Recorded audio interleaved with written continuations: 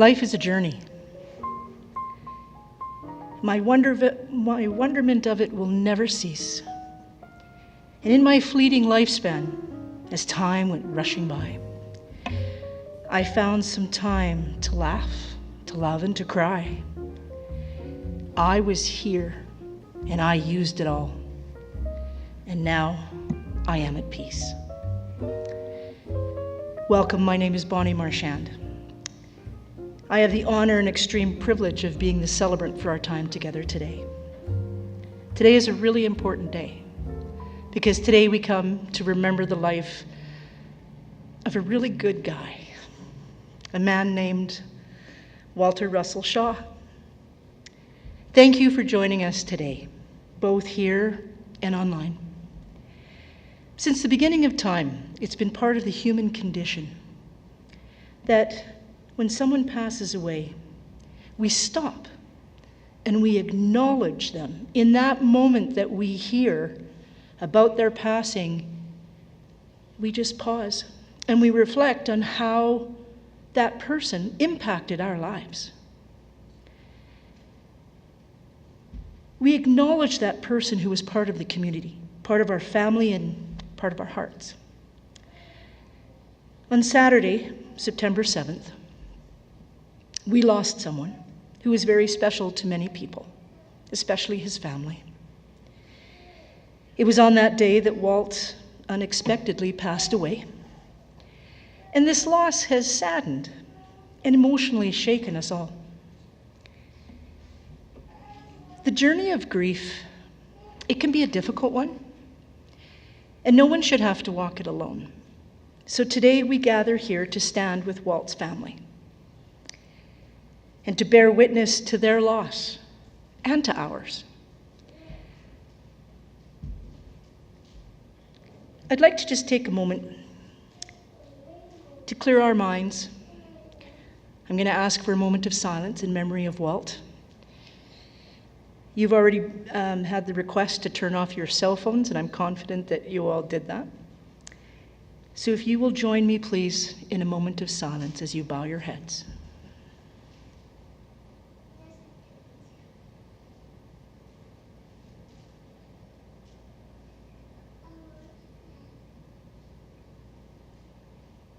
Thank you.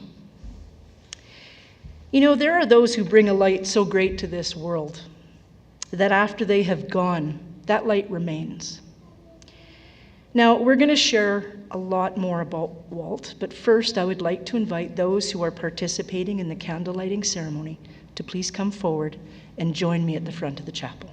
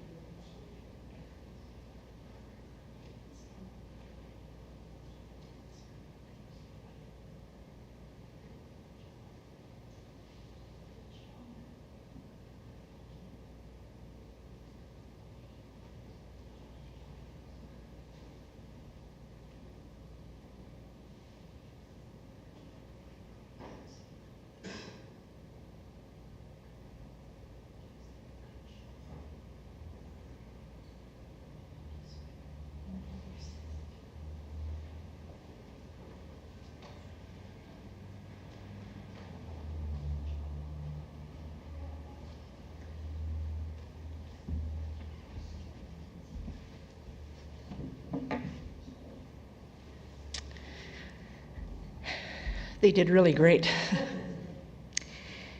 The light of a candle flame has deep symbolism in our culture because it represents the light, the warmth, and the comfort that we seek in this universe. And the light of the flame, it flickers and it mirrors life's constant change. Walt's inner light, ever radiant, now joins the universe as a symbol of renewal. May this candle's warm glow embody Walt's eternal love and memory in our hearts. Together with his family, we honor him. Reunited with his beloved wife, Katie's light, both of their candles now join as one. The flame and their light join as one, and together they will shine throughout eternity. I truly hope that as the candles burn, their light brings solace to each and every one of you during our time together today, as we cherish both Walt and Katie's memory. You know, your presence here, whether you are here because you are a part of Walt's life, or you are here to support one of his loved ones, it means that Walt made a difference. And the fact that you took time to stop and honor him means that he made a difference in your world. Today we will share stories. We will let our tears flow, but we will also let our laughter heal. Because today we're going to reflect on that legacy that he left for us. It is said that we are the keepers of the memories. It's a sacred trust given by one who has journeyed on. And with that, it is my extreme privilege to invite Walt's son, Geoff Shaw, to come forward and share with us some of those beautiful memories.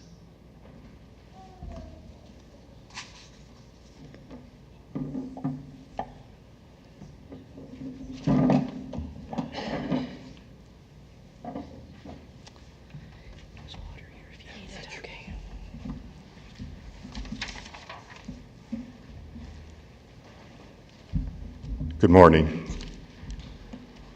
On behalf of Doug and his wife Jayne, Randy and his wife Maew, my wife Valerie, Sandra and her husband Simon, and Jackie, I'd like to thank you for your presence here today to honor the life of our dad, Walter Russell Shaw. Also, on behalf of Randy and myself, being residents out of the country and out of the province, respectively, we'd like to thank Sandra and Doug. Being Alberta residents, it fell on them in the past several years to take on a lot of extra tasks in support of both Mom and Dad. Randy and I will be forever grateful to both of you for your efforts and the peace it offered us in our own absences. Before I tell you what it was like to have Walter as our dad, his long life deserves telling a bit of his own history. Dad liked to say he was born in L.A., Leduc, Alberta. He came into the world on April 30th, 1930, to his parents, Walter and Mary Shaw. Dad never got to meet what would have been an older sister, who was born 4 years earlier and died as an infant of pneumonia. His sister Lois was born when Dad was 2, and Dad also mourned the stillborn arrival of another sister in 1935, a viable pregnancy that ended in an unfortunate buggy accident on the way to the midwife. Dad's father was a First World War veteran and had homesteaded on 160 acres in Lyndale, Alberta, which is where Dad grew up. Dad was initially homeschooled, with his father taking on the role of teacher, and had not gone to a regular classroom until his sister Lois was old enough to start school as well. Dad's family moved from their farm to Edmonton when Dad entered grade 9. And where he attended Parkdale Junior High School. In grades 10 through 12, he went to Victoria Composite High School. Here he met several lifelong friends, including George Jackson, Gordon Deere, Jerry Demers, and Vic Larson. 5 days after completion of high school, Dad started his employment with Imperial Oil, a company he worked with continually for 38 years. For enjoyment, Dad's early career with Imperial Oil saw several business trips by train to Ontario, where he was able to watch the Grey Cup. Years later, recounting those games, Dad would surprise us with the stories of who was playing and was not able to only recall the scores at the end of the game, he'd give scores at various times throughout the game. These recollections were later fact-checked by Simon and found to be true. Clearly, Dad enjoyed himself at all those games, including a time he climbed onto the back of a truck and became part of the Grey Cup parade. In December 1953, there were arrangements made by his friend George Jackson and Pat Kerr, for Dad to go on a blind date with this young lady from Edmonton. New Year's Eve, 1953-54, changed his life, as that is when he met my mum, Katie Pilger, who became his wife on April 2nd, 1955. In their early years of marriage, Imperial Oil moved Dad to Stettler, down the road from the Pilger family farm outside Ohatton. During those approximate 4.5 years in Stettler, the Shaw household increased by 3. Doug, Randy, and I were all born there.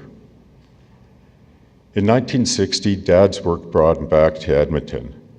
They were able to buy a new house in Roslyn, a new neighborhood in North Edmonton at the time. This became the family home for the next 35 years, and during this time, we saw the family grow by one with the addition of their little baby girl, Sandra. Finally, a girl arrived. Dad's mother, my Nana, was in poor health, and at the time, she was a grandmother to 5 grandsons. She passed away about 6 weeks after Sandra's birth. The impact of my dad's loss of his mom was tempered by his knowledge that she was so happy to be able to see and hold her firstborn granddaughter. Roslyn was good to my parents, to all of us. Neighbors on 110th Street became lifelong friends, including the parents and families of the Beauprés, Cummiches, Bradshaws, Stratties, Leclercs, Taberges, Bergs, Solorators, and Cedars. And Dad's longtime friend, Vic Larson, lived only 2 blocks away on 108th Street. After us kids were grown, Dad and Mum moved to Oxford Village. Even after moving, Dad continued to follow what was happening with friends and their children and would keep us up to date with that knowledge. While maintaining friendships with those from Roslyn, Dad and Mum quickly made new friends at Oxford, including the Reeds, the Fredericks, and the Pages, who they knew from the Roslyn area as well. As they aged, it was clear that a change was needed. And in 2018, they moved from their residence at Rosedale, or moved into their residence at Rosedale from the Oxford. Rosedale later became Chartwell Griesbach. Dad remained there until his passing on September 7th. So I've just told you briefly about Dad's life journey. What I haven't told you about is what it was like to be one of his children. But today isn't about my relationship with my dad, and in my time together, with input I've received from Doug, Randy, and Sandra, I'm going to relate to you a bit about the essence of the man who was our dad.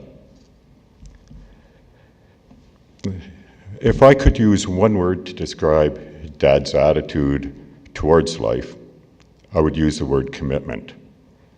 He committed himself to family, friends, and to his work. Starting with his relationship with Mum, Dad was devoted to her.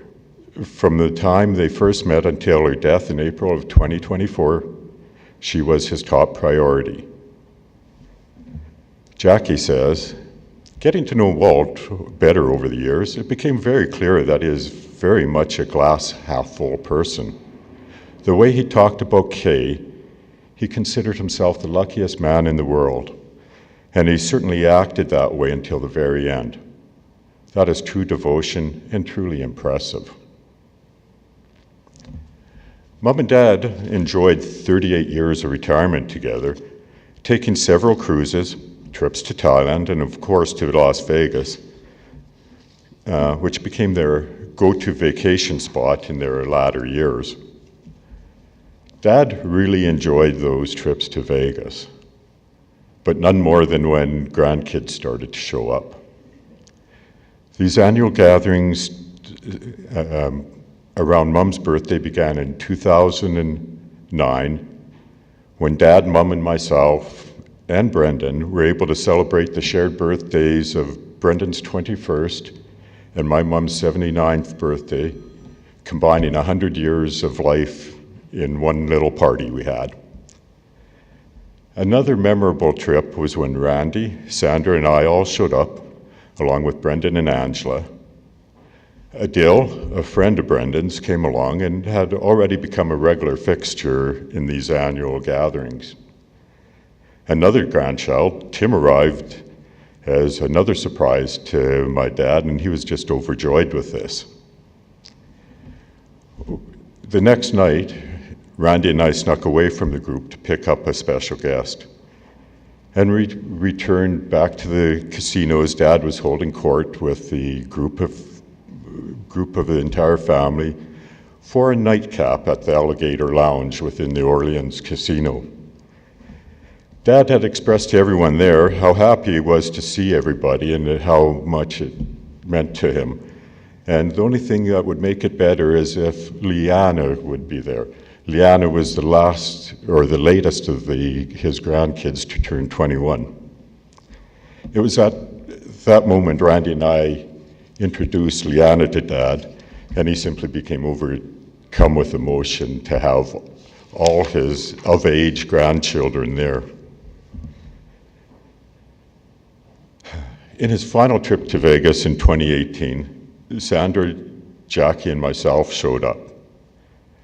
After enjoying an evening on Fremont Street, we drove back to our hotel via the Strip, with Dad giving a play-by-play of what happened at this casino, what friends he stayed there with, what relatives he'd gone down to Vegas with and stayed at that hotel, telling us about how things changed.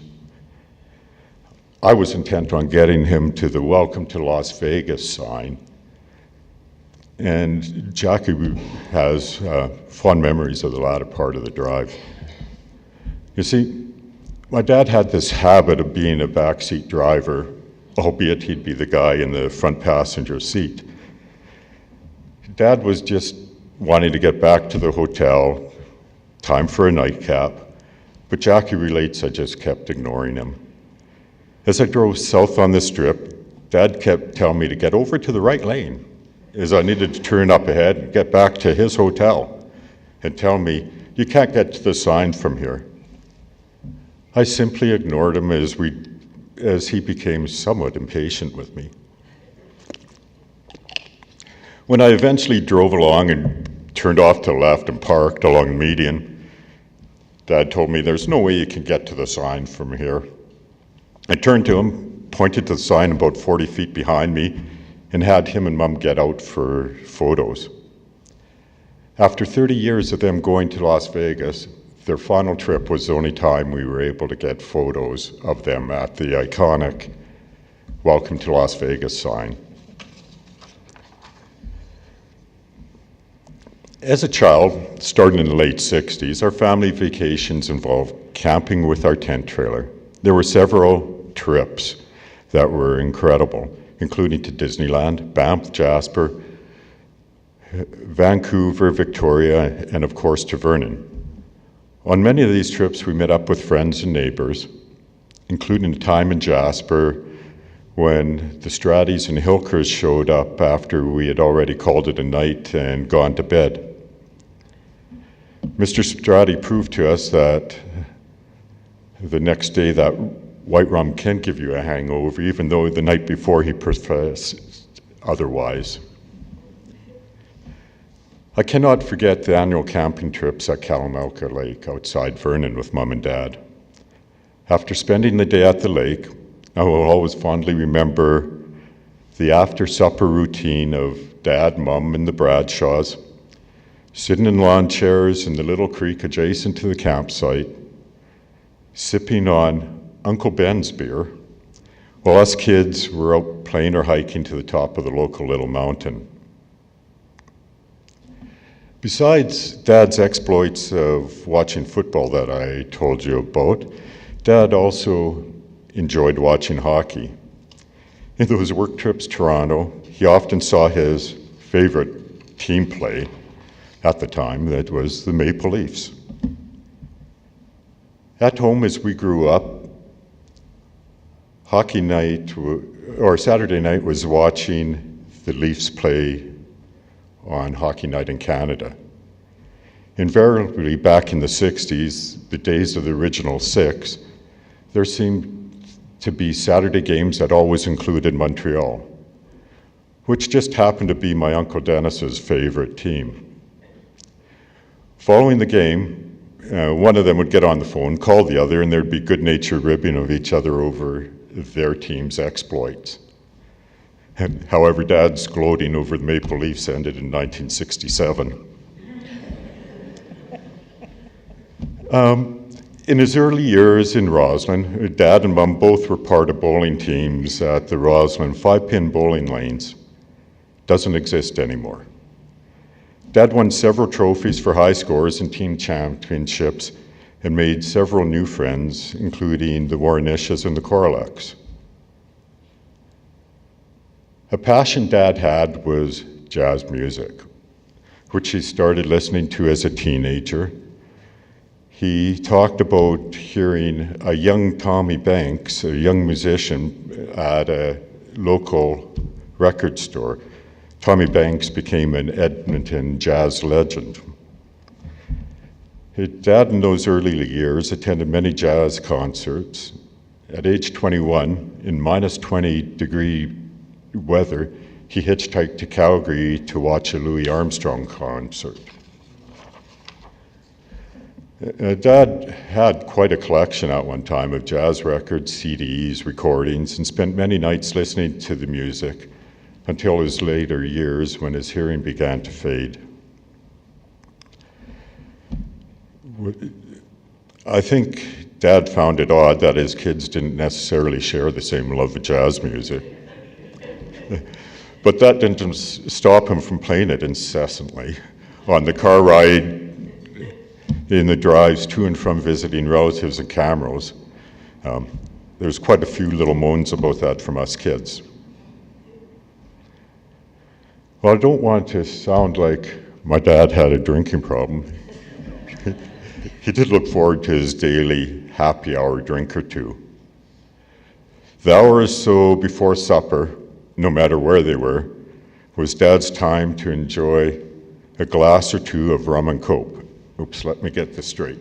It's dark rum and cola. He didn't like the taste of Coke and preferred the cheaper, no-name colas with his rum. And it had to be dark rum. No spiced, no amber, white in a pinch. Liana at her wedding reception paid tribute to my dad at the beverage table, having a drink called the Waltz, which was, of course, dark rum and cola. Doug recalls Dad mentioned that 3 or 4 doctors told him that at his age he should really abstain from alcohol. However, my dad outlived them all.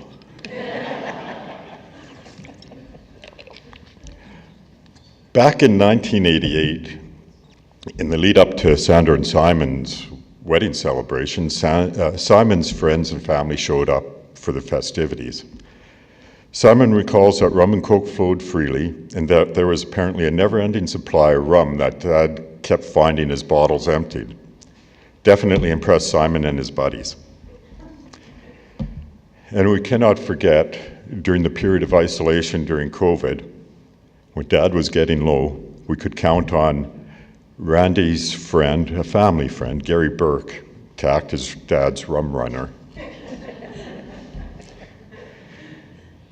In those latter years, Dad loved getting out for meals, and none more than going to IHOP for breakfast.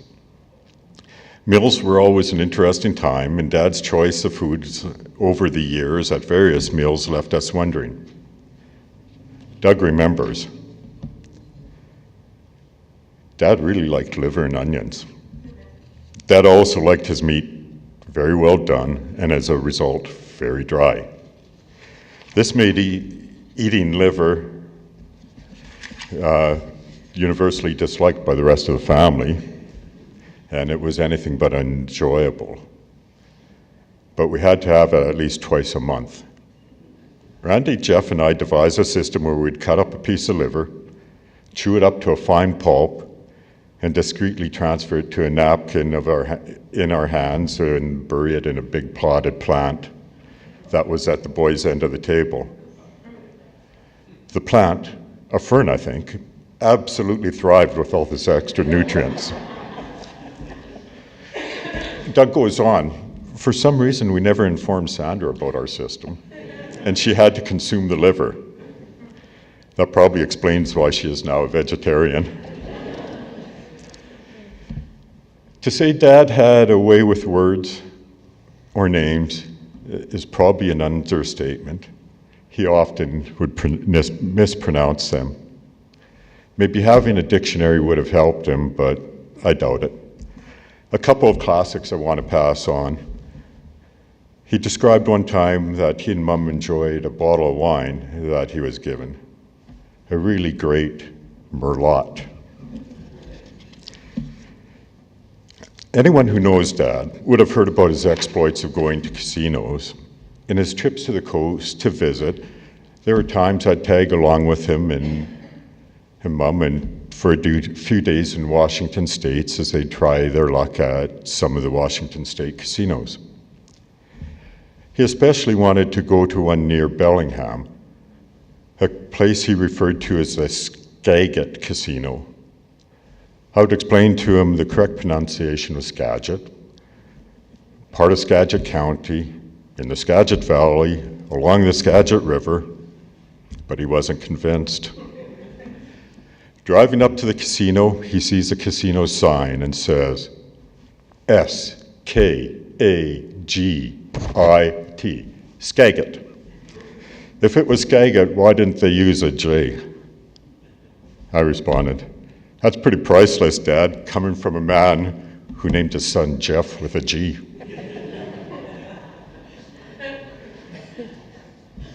In retirement and up to his passing, Dad kept himself busy with Sudoku puzzles and enjoyed his computer, which he used to check and write emails, locating and sharing new jokes online, and checking out various hotel packages in Las Vegas. Dad enjoyed the telling and sharing of jokes. Doug recalls, Dad liked a good joke, and he liked joke books. Whenever he moved to a new residence, we invariably had to haul crates of excess joke books to Goodwill. Sometimes we'd find 3, 4, 5 copies of the same book, which may be why, to our family at least, some of the jokes became a little bit repetitive. To expedite the telling of these jokes, Sandra and Geoff assigned numbers to each joke. Someone would yell out 23 or 14 or 28, and we'd all laugh hysterically. Things that Sandra is going to miss out on following Dad's passing will include his panic calls about his computer not working. You see, Sandra was able to install this program that allowed her access remotely. Dad had to give her the access each time, and if he would do that. And invariably, while Sandra's trying to fix the computer and the mouse is moving, or the cursor is moving around, Dad would reach down, grab the mouse, which would take over control of the computer back to him. Sandra would have to give a little bit of talk to Dad, leave the mouse alone. Although she was able to fix those problems relatively easy in most cases, there were times it wasn't that easy, especially the times when he admitted after the fact that he might have dropped the computer. A trip to London Drugs or Best Buy to buy a new computer usually resulted in solve that problem of the day. There are a lot of things we learned from Dad. I previously mentioned he committed himself to work, family, and friends. Working for Imperial Oil was a big part of his life, and he'd often work extra hours at the office and at home to get things completed. And he was an Imperial Oil man through and through. He was known to drive on an empty tank until he could find an Esso station. He wouldn't go to a competitor. When I was a young lad looking to get a summer job, he helped me out by speaking with an Esso dealer, one whom Dad had helped obtain that particular dealership. This was Dad's way of completing a circle, as it was actually his dad, some 25 years earlier, who'd helped Dad get his first and only job with Imperial Oil. Before I started at the gas station, Dad told me he expected me not to sit around, but find things to do if it was slow. He explained that the money I was being paid came out of the owner's own pocket, so he expected me to work for what I was getting paid. That advice stuck with me throughout my life and probably impacted how I approached my later career. I also spoke of the importance of family and friends to Dad. Dad was a bit of a social butterfly and enjoyed getting together with friends, family, and acquaintances. He was the type of person who could go on a walk, meet a stranger, and engage them in a half-hour conversation. If you met and spent time with him, Dad would maintain those friendships with phone calls, visits, invitations to come over. Basically, his attitude was once a friend, always a friend. And, a case in point, his friendship with Vic Larson lasted 75 years until Vic's passing. Randy recalls the same sort of things and says, he was welcoming to all, family, friends, and strangers alike. He loved meeting people and could strike up a conversation with anybody, anywhere, anytime. It was inevitable that when we were with him, Dad would engage with a stranger in an elevator, a waiter, or someone at an adjacent table in a restaurant. The conversation almost always began with him looking them in the eye, smiling and say, "Hi, my son and his wife came all the way from Dubai to visit me. Life is good." Life is good.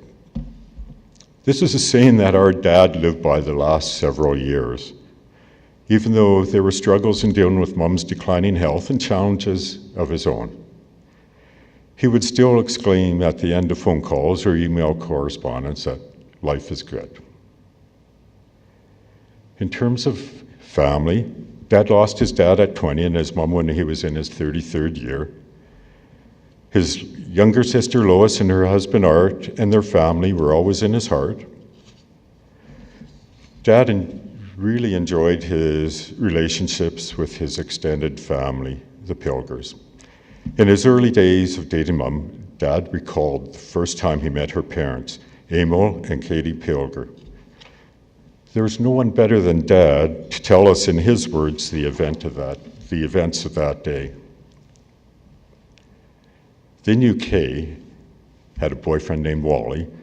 That was a name everyone called me back in those days. And that things were getting serious. Kay decided the time had come to make the trip with me to their farm near Camrose one day, with Pat as extra support. I was more than a little nervous. At the time, there was a popular radio show called What's on Wally's Mind? When we walked in, the first thing Maew said was, "What's on Wally's mind anyhow?"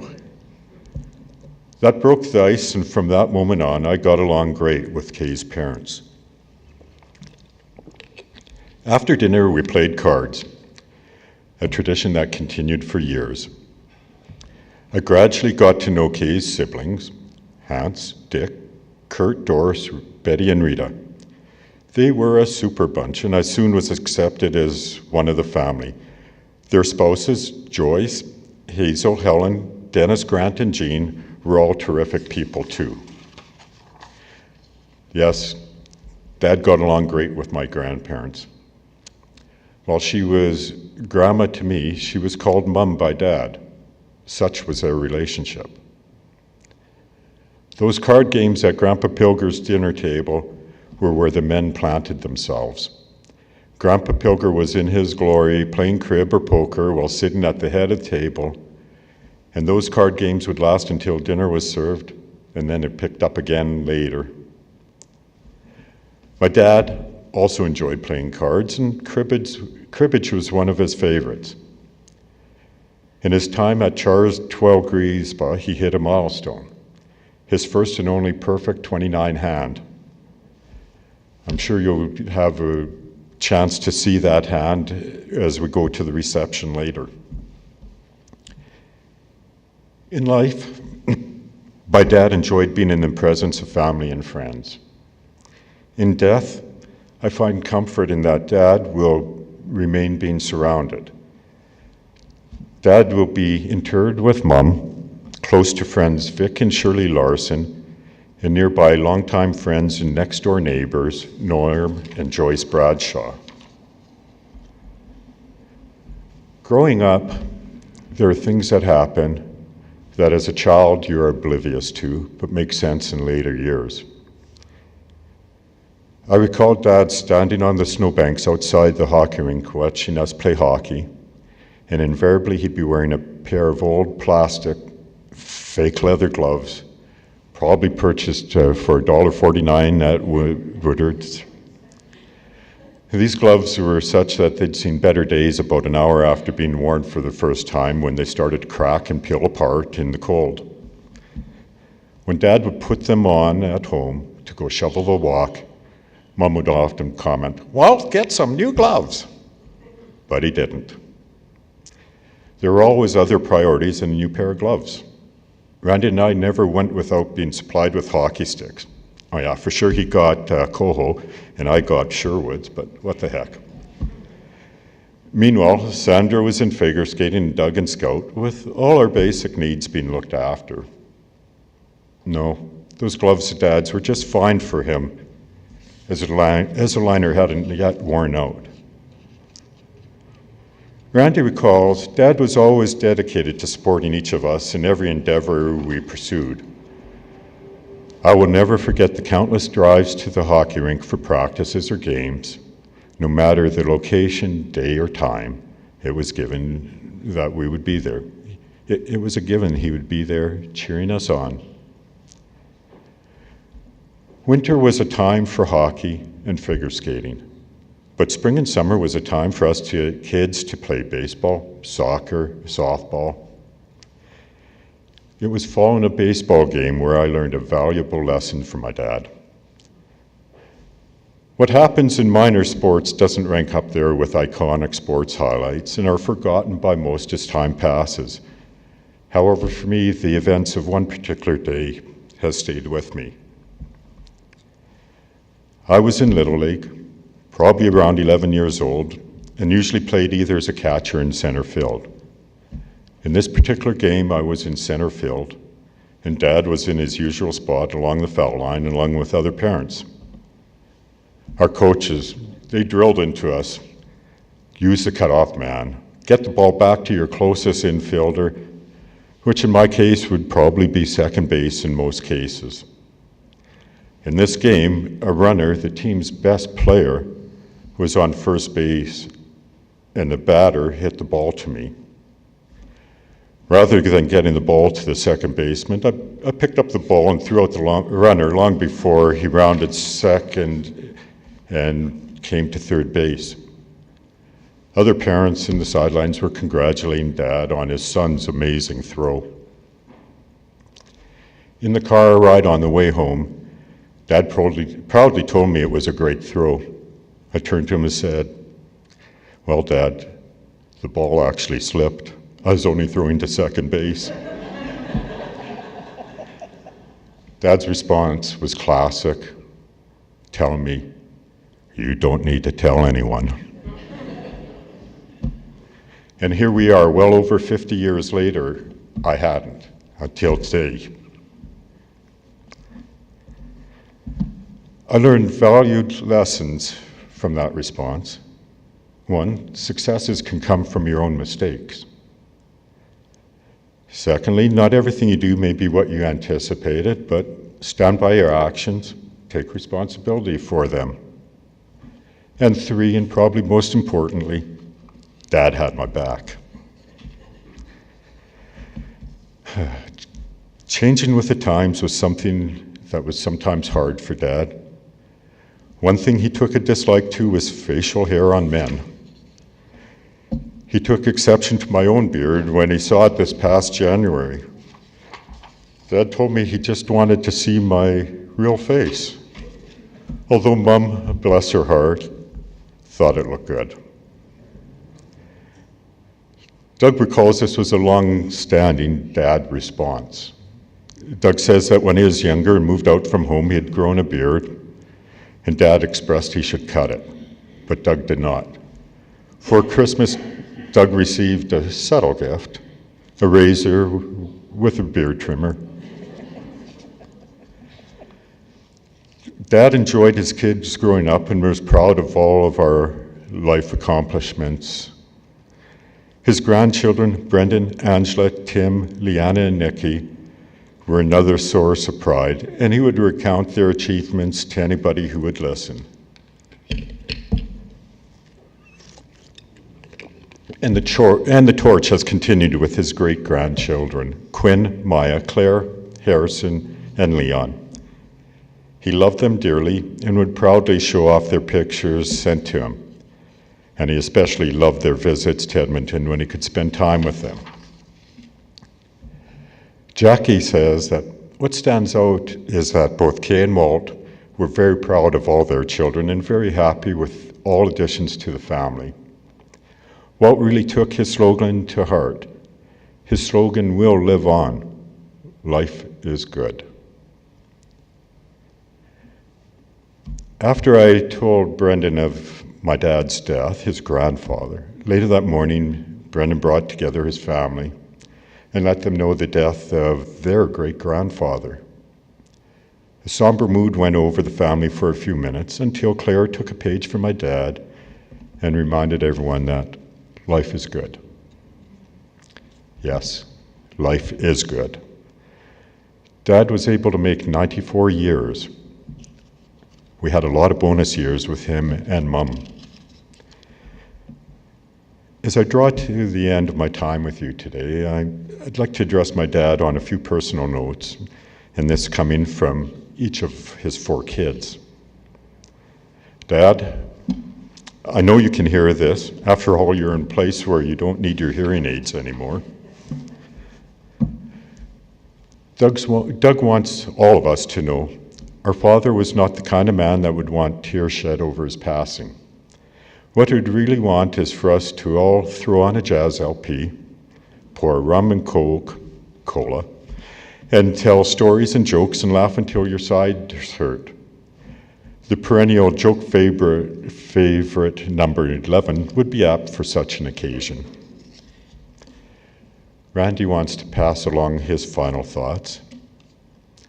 Dad, while I couldn't be at the ceremony in person, rest assured that I've been here watching through the wonders of the internet. Your jokes, your smile, and your unwavering support will be forever missed and never forgotten. Love from Dubai.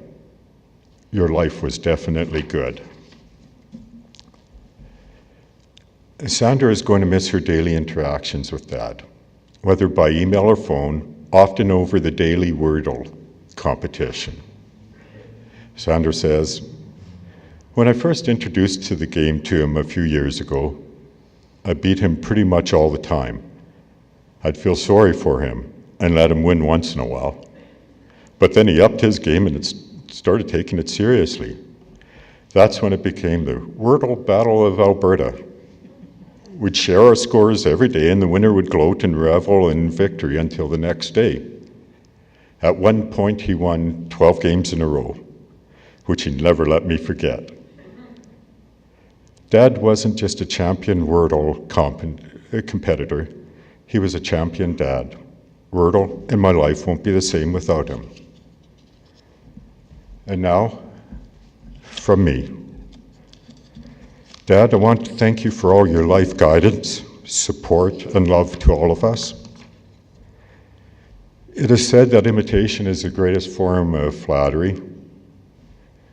There were times you may have embarrassed us, but I've often found myself doing the exact same things that you did, but now to my own children and grandchildren.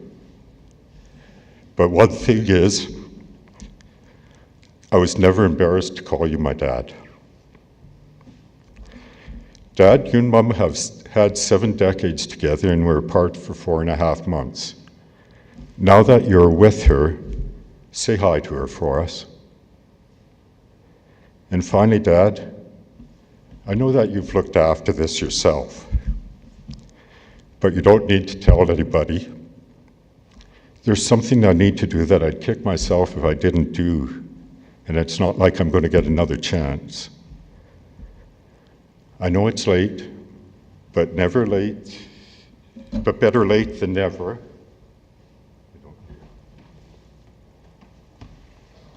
I got you a new set of gloves, Dad.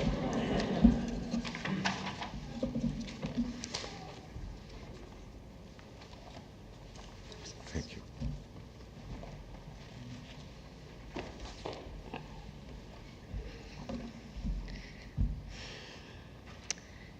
Well, he may not have wanted us to tear up, but Geoff, you made that really hard. When we lose someone that we love, we have to learn not just to live without them, but we have to learn to live with the love that they leave behind. And with that, I would like to invite Tim Carlisle Shaw to please come forward.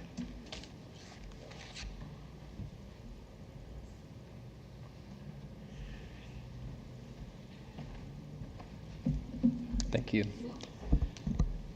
I wanted to say a few words about what it was like to be a grandkid of Grandpa. Growing up, Grandma and Grandpa were a foundation of childhood. Visits were not usually extravagant, but they were always wholesome, happy, and warm. Holidays at Grandma and Grandpa's were a time to see cousins, aunts and uncles that we didn't get to see that often, and things like walking around the lake, playing crib, going out for a meal, or having a relaxed homemade meal were the simple pleasures that were made so special by Grandma and Grandpa's love and contentedness. And I wanted to share a little story about this that just popped into my mind while I was listening to Uncle Geoff. I remember a few years ago, Lucy and I took Grandma and Grandpa out to Boston Pizza for dinner, and they ordered house white wine, and the server came and brought some drinks and put down all the drinks and put down the 2 decanters of wine and left to go bring their glasses. And Grandpa and Grandpa picked up the decanters, kind of looked at each other, did a cheers and took a sip. And the server came back a few seconds later with their glasses. Things didn't have to be fancy to be enjoyed. As I grew up and that time of life came to pass, I built up another kind of relationship with Grandpa through our ongoing email correspondence. I could always appreciate that he put a great deal of effort into the emails he wrote, and he carefully crafted them to be a perfect balance of heartfelt but also clever and fun to read.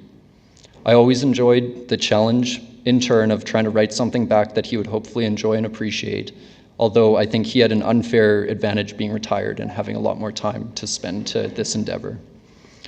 A few years ago, over a happy hour drink that I had, which was indeed rum and cola, he brought up our emails. He told me that early in his career, he had taken some writing workshops and he had worked to continue and improve the quality of his writing over the years. He indicated he felt I must have inherited some level of this capacity from him because he could tell I put a lot of effort and pride into my replies back. However, if I was open to some feedback, one of the things he never forgot from his writing workshop was that sentences should be short, ideally no more than 15 words, and I had the tendency to write sentences that were rather lengthy. I wanted to bring this up today because for 2 reasons. First, I'll try and follow his advice and be short and concise, but secondly, because I think this story really beautifully demonstrates something very special about Grandma and Grandpa. And I'm talking about Grandma and Grandpa together here because it is really hard to think of them separately. And as a loving and devoted husband, I don't think Grandpa would have minded this. He never missed an opportunity, especially in recent visits, to remind us how, if it wasn't for a blind date, New Year's Eve, 1953, none of us would be here. And I went to confirm that date, and I searched in my emails Walt, blind, and immediately dozens of emails popped up. The thing that is really special about Grandma and Grandpa is that they had this incredible way of making you feel like you were enough just for being yourself. If something was important to you, it was automatically important to them too. And for me growing up, I wasn't a sports guy, I was into science fair, but they never missed a chance to come and see what I was up to. And I can picture Grandpa like it was yesterday with a big proud smile and a high five. And the thing is, I'm pretty sure it could have been just about anything. If it had been sports, he would have been there with the same big proud smile and the high five, ready to take us out to Tony Roma's to celebrate the wins together. Grandpa was proud of the entire family, and over recent years visiting him, I would see that big proud smile again and again when he brought me up to date with what the rest of the family had been up to. And as families have grown, that pride has extended to the new members without hesitation. Grandpa didn't miss a beat catching on to the things that were important to the extended Shaw clan, whether it was my wife Lucy finishing her PhD or Leon taking his very first steps. Grandpa's email would arrive right on schedule, a carefully crafted digital high five, and a big smile to congratulate us and celebrate with us just for being ourselves. And it wasn't just the big things. Something as simple as putting a little extra effort into my email exchange with Grandpa didn't go unnoticed. And as a result of that, for the rest of my life, I'll always be counting the words in my sentences when I write. When it comes down to it, Grandpa is right, and you can say a lot with just a few words. And I think we've heard them a few times today, but I don't think you can summarize what Grandpa brought to our lives, all the memories and good times, all the high fives and smarties, better than the 3 words that he always said, that life is good. Thank you.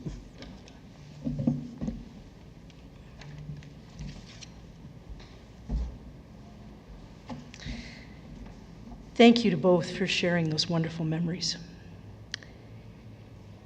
You know, music is often regarded as the language of the soul. It's capable of reaching us on a profound emotional level, where words alone may falter a little bit.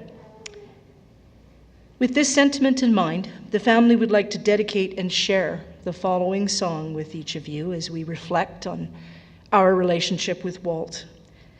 And that song is What a Wonderful World by Louis Armstrong, in honor of him. May its melody serve as a fitting tribute to his memory as we remember Walt.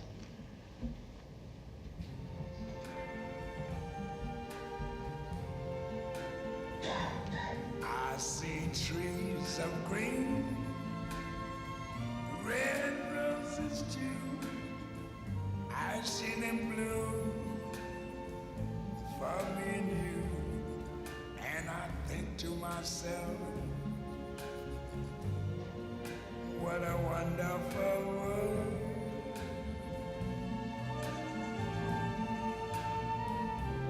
I see skies of blue and clouds of white, the bright blessed day, the dark sacred night.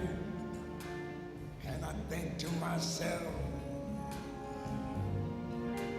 what a wonderful world.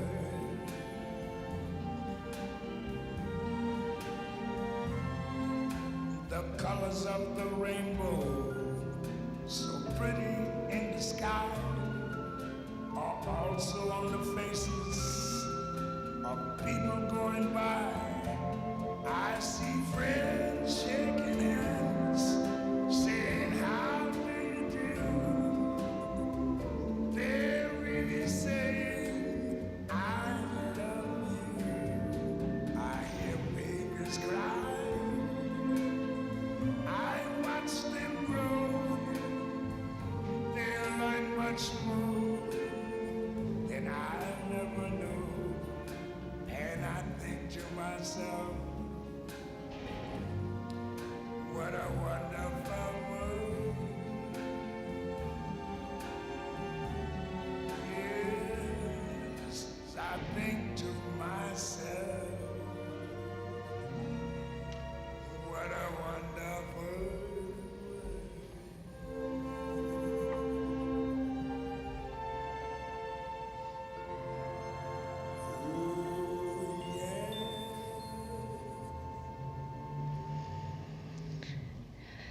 I kind of picture Walt in my mind smiling because that just played.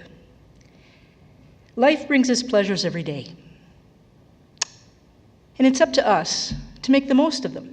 And it's up to us to create memories that will last a lifetime. Because every memory that we create is a footprint on the path that we all walk together. Now, Walt made countless memories with everyone who crossed his path.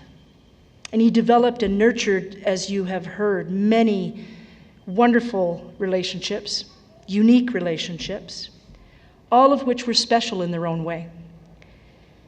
But among these, I just want to take a brief moment to talk about a few of those really, really important ones that he cherished and nurtured.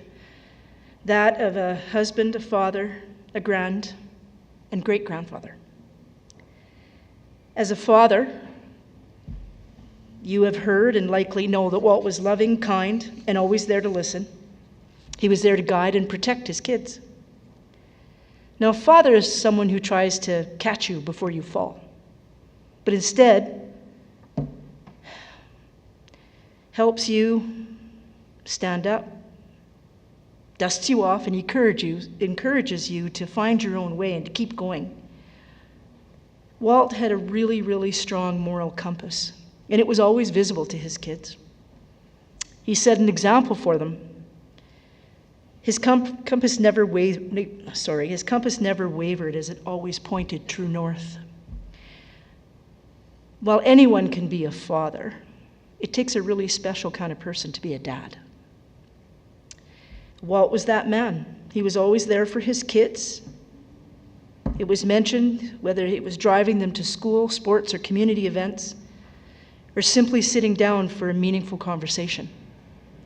He cherished spending time with them, and his spirit will forever guide them and live within the hearts of his kids. You know, a grandfather teaches us how our past is linked to our future. Walt did that. He built a relationship with his grandchildren, and he built a bond that was based on respect. And you heard those comments earlier by Tim about what that meant. Walt saw a bright future in each of his great, grand, and his grandkids, and he always encouraged them to be their very best.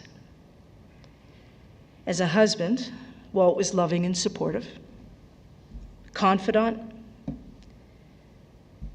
and a best friend.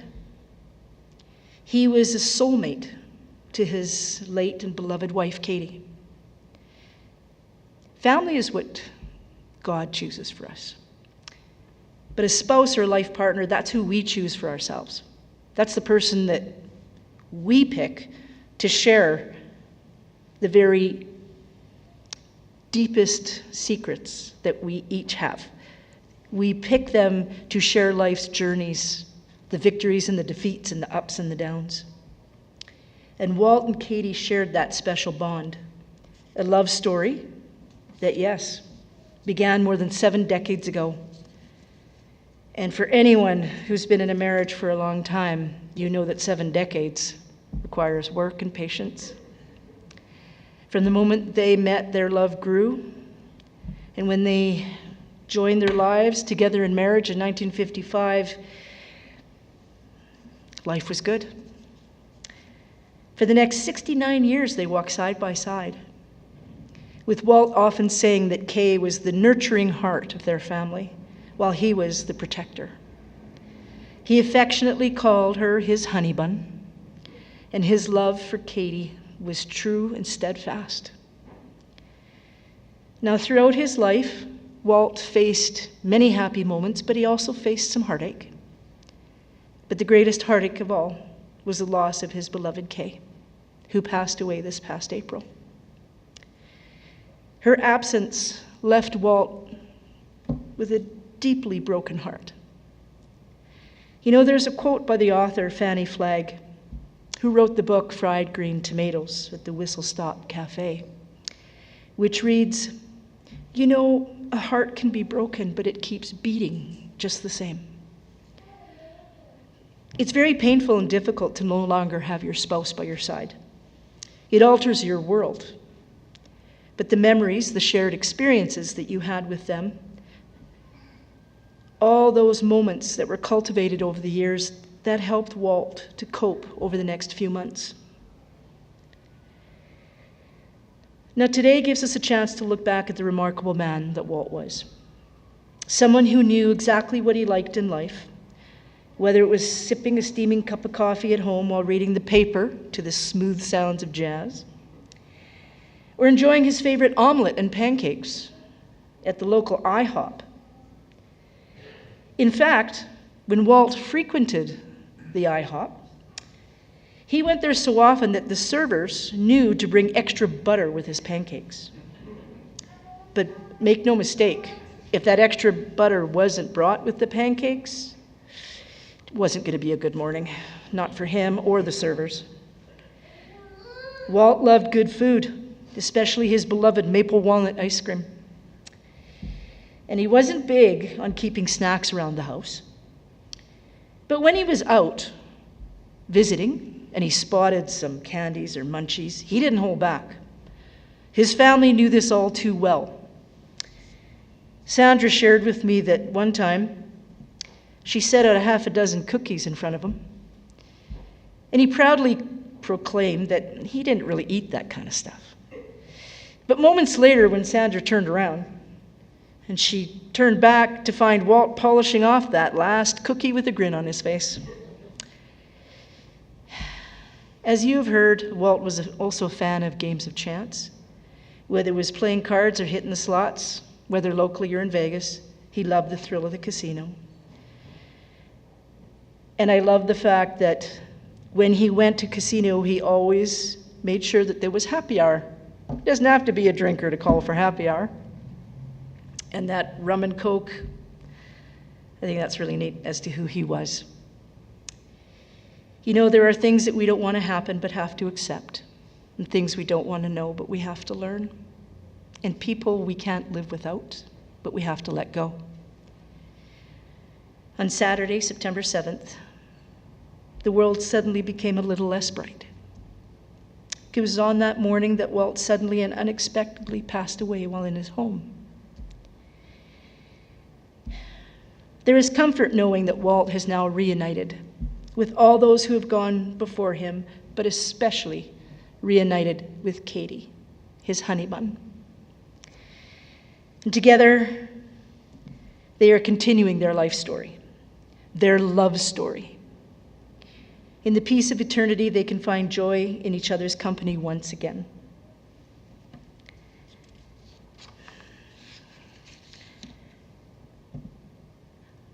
I want to just take a brief moment to talk about the hurt that everyone is feeling here today. Losing someone that you love and you care about, it hurts. And your hurt is called grief. And whether it means sitting alone and staring at a wall, crying till your eyes ache, or feeling a numbing sense of detachment, your grief is truly your own. There isn't a right way or a wrong way to grieve. There's just your way. And give yourself permission to do that. Healing will come. You will mend, but you will forever carry that mark of change because Walt made a difference. There wouldn't be a mark if he didn't. As you move ahead, may the memories and the strength drawn from that shared love provide comfort for you. On behalf of the family, thank you for being here. Thank you for your support and your compassion. I personally would like to extend my deepest gratitude to Walt's family for allowing me the privilege of serving as the celebrant today. It's a profound honor to be entrusted with the responsibility of sharing a life like Walt's and standing alongside his family during this time. On a personal note, I've had the privilege of knowing the Shaw family for many years. From grade 2 forward, I first met Walt through his daughter, Sandra. We went to grade 2 together. Grade 1, apparently, I didn't like her, but just at grade 2, she was okay. And I came to know the family. I came to know Walt as a kind and funny man who always had a warm smile. And it was clear to me how deeply he valued his family. And he extended that kindness to his children's friends as well. I respected and I trusted him, and I always enjoyed the time that I spent at the Shaw family home. Walt was a gentleman, and he was a man of his generation.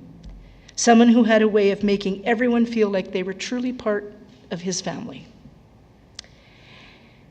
When I met him again, about 5 years ago now, I walked into the house with Sandra. He took one look at me, smiled, and said, "Oh man, look what the cat drug in." And I knew it was like being home. The world truly feels a little less bright without Walt in it. But Walt, I promise you, do not worry about your kids, because you've taught them a wonderful lesson, that life is good. Following our formal time together today, ladies and gentlemen, you are invited to join the family for fellowship, memory sharing, and some refreshments in the reception hall located just across the parking lot. This does conclude our service today. As you leave the chapel, you're going to be listening to the song "My Way" by Frank Sinatra, because Walt did do it his way, and aren't we lucky that he did. Please rise as the family prepares to exit the chapel, and may Walt's spirit continue to inspire us all.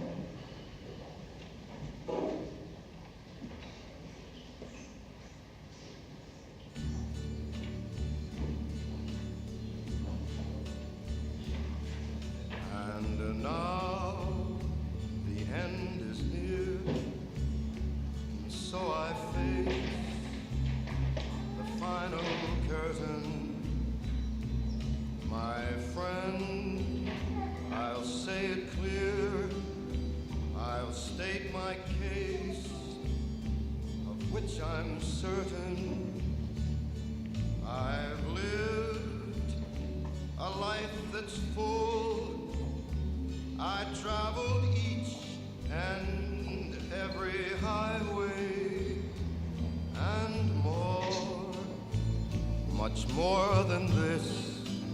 I did it my way.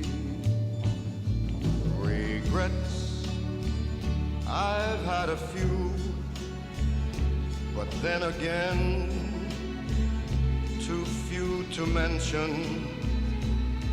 I did what I had to do, and saw it through without exemption. I planned each charted course, each careful step along the byway, and more, much more than this,